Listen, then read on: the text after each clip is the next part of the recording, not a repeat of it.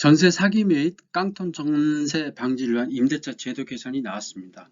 주요 내용은 크게 네 가지인데, 첫 번째는 주택임대차보호법 일부 개정 법률안을 입법 예고했습니다. 여기에는 선순위 임차인 정보 및 체납정보 확인권을 신설하였고, 두 번째는 주택임대차보호법 시행령 및 일부 개정안이 입법 예고됐습니다. 여기에는 소액임차 및 범위가 확대되었고 최우선 변제 금액이 상향되었습니다. 세 번째는 주택임대차 표준계약서를 개정했습니다. 네 번째는 집합건물을 소유 및 관리에 관한 법률을 개정을 해가지고 관리부 부분에 대해서 이제 신설을 했습니다. 이거는 앞으로 향후 입법 예고 후 법제처 심사 및 국무회의를 거쳐가지고 아마 2023년도에 아마 시행하지 않을까 이렇게 생각합니다. 첫 번째 이제 추진 배경으로서는 최근에 이제 부동산 가격이 많이 하락하니까 깡통 전세라든지 전세 사기가 많이 발생해가지고 임차인이 보증금을 전부 회수하지 못하는 피해가 확산되고 있기 때문에 이게 아마 추진한 배경이 되었고, 또 이제 관리비가 근거없이 올린 경우가 많아가지고 투명한 어떤 관리비 관리를 위해서 그게 아마 그 관리비 내용이 첨가가 되었습니다.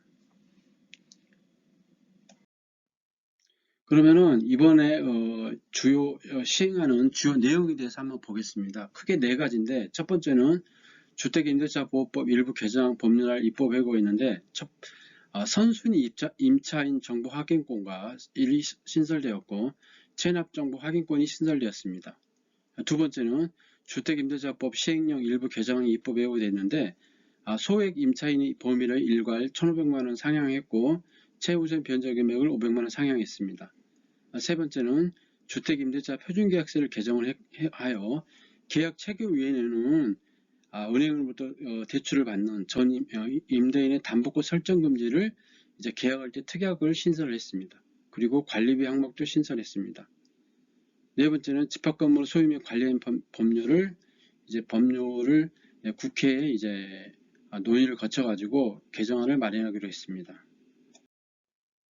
그러면 먼저 주택임대차보호법 일부 개정 법률안 입법 예고 내용에 대해서 보겠습니다. 선순위 임차인 정보 확인권을 신설하겠다는 겁니다.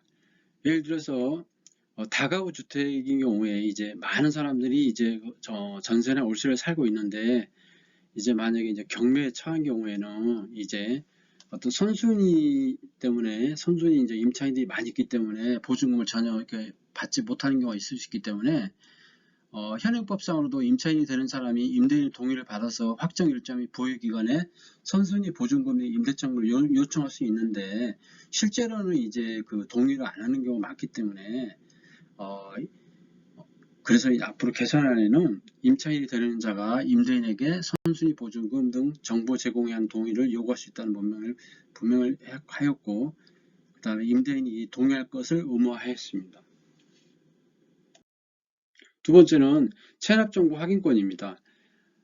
왜냐면은 이게 만약에 이제 그 경매에 만약에 처한 경우에는 어떠한 이제 그 저당권이나 아니면은 이제 그 전세를 드는 경우 있죠. 그런 보증금보다도 우선하는 게 국가의 조세 채권입니다. 그렇기 때문에 그게 많다 그러면은 이제 보증금을 전액 받을 수도 없고, 또는 일부만 또 받기 때문에, 그래서 그 정보를 알 수가 없기 때문에, 임대인의 어떤 체납 정보를 알 수 없기 때문에 주택임대차보호법에 임차인이 되는 사람이 계약 체결 전에 임대인에 대한 납세 증명서를 제시를 요구할 수 있는 권한을 이제 신설한다는 얘기입니다.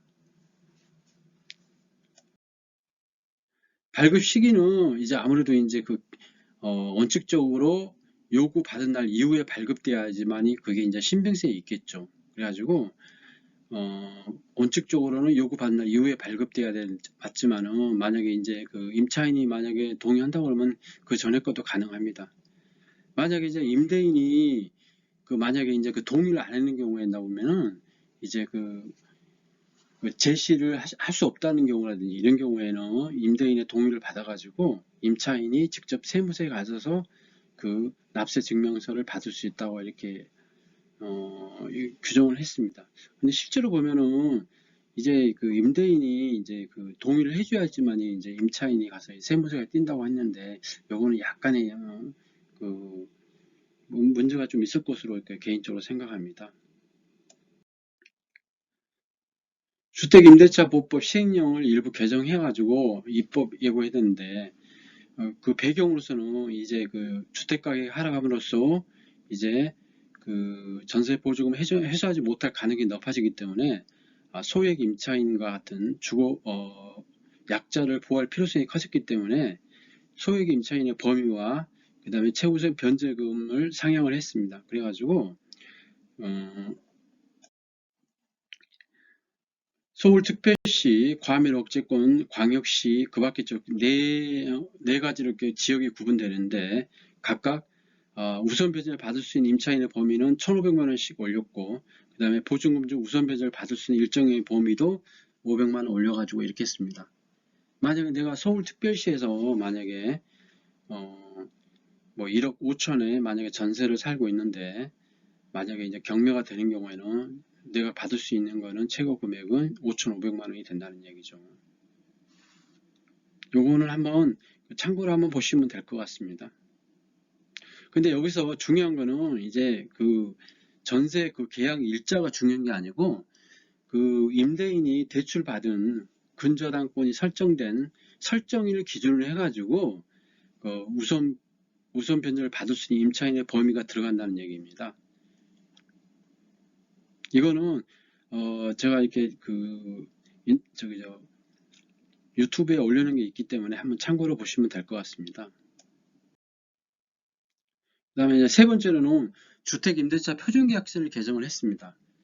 지금 현재 문제가 되는 경우에 뭐냐면은 계약 체결 후에 임대인이 또 이렇게 은행에서 대출을 받아가지고 이렇게 이제 그 근저당이 설정돼가지고 경매에 넘어간 경우에 이제 이렇게 있고 그 다음에 이제 그 동일 날짜에 근저당하고 그 다음에 이제 전세 계약 일자에 같은 날짜에 이렇게 잔금 받은 날짜에 같이 해가지고 이렇게 하루 차이로 이렇게 은행에서 먼저 근저당이 이렇게 실행된 경우에 그 문제가 되는 경우가 종종 있는데 이런 것을 억제하기 위해서 이제 특약을 신설해가지고 계약할 때 주택임대차 표준계약서를 개정해서 임차인이 전입신고를 하기로 한 다음 날까지 임대인이 저당권, 담보권을 설정할 수 없다는 조항과 그 위반 시 임차인에게 계약 해제, 해지권과 함께 손해배상 청구권 인정되냐면 영시장을 특약상을 추가했습니다. 이거는 이제 굉장히 큰 의미가 있다고 생각합니다. 왜냐면은 그 임대인이 장난쳐가지고 이제 그 뭐 이렇게 이제 그 임차인이 그 전입신고 하기 전에 아니면 같은 날 이렇게 하는 경우에 이제 그 문제가 되는 경우가 종종 있기 때문에 이거는 크게 이제 약자 보호 차원에서 환영할 만한 일이라고 생각합니다. 그 다음에 이제 관리비 항목이 신설됐습니다. 그 기존 표준계약서는 보증금 차입 항목이 줄였고 관리비 항목이 없었는데 이제 관리비 항목을 신설해가지고 이제 어느 정도 이제 관리비가 어느 정도 나오는지를 알 수 있도록 이렇게 해가지고 사전적으로 그 분쟁을 예방하고자 하는 것 같습니다. 마지막으로 집합건물 소유 및 관리 법률을 이제 개선을 해가지고 관리비를 근거 없이 청구할 수 없도록 이게 전유 부분이 50개 이상의 집합건물 관리인에 대한 관리비 및 장부를 작성해야 되고 그 다음에 그 서류도 보관하는 의무를 신설하였습니다.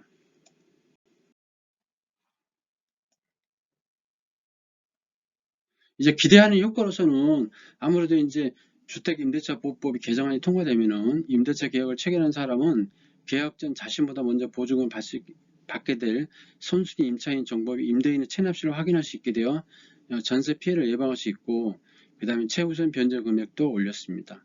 그리고 표준계약서를 명시해 가지고 계약 체결 후에 이제 대출을 받았을 때 그거를 금지하는 특약을 신설함으로써 만약 그게 이제 특약을 만약 위반한 경우에는 계약 해지도 가정하고 손해배상도 청구할 수 있다는 신설하였습니다. 납세 증명서 발급 예시입니다. 이런 식으로 납세 증명서를 임대인이 발행하면은 임대인이 이제 세무서에서 만약에 이제 인터넷이나 아니면은 직접 방문해서 이렇게 받으면은 이제 그 임대인의 체납 정보를 알 수 있어서 굉장히 이제 임차인으로서는 안정할 수 있을 것 같습니다. 그 다음에 이제 아까 얘기한 대로 이제 그 주택임대차 보호법을 개정을 해가지고 이제 임대인의 정보 게시 의무가 의무화가 됐습니다. 최우선 변제권의 성립 요건으로서는 주택임대차법 적용 대상 임차인과 건물, 그 다음에 보증금이 일정액 이하야 되고, 이걸 이번에 상향을 했죠. 그 다음에 전입신고하고 주택인도를 해서 대항력을 갖춰야 되고, 배당요금 종결까지 유지해야 됩니다. 그리고 대항력 유지가 있다면 배당요금 종결까지 배당요구를 법원에 신청을 해야 배당이 가능합니다. 배당 순위표를 보겠습니다.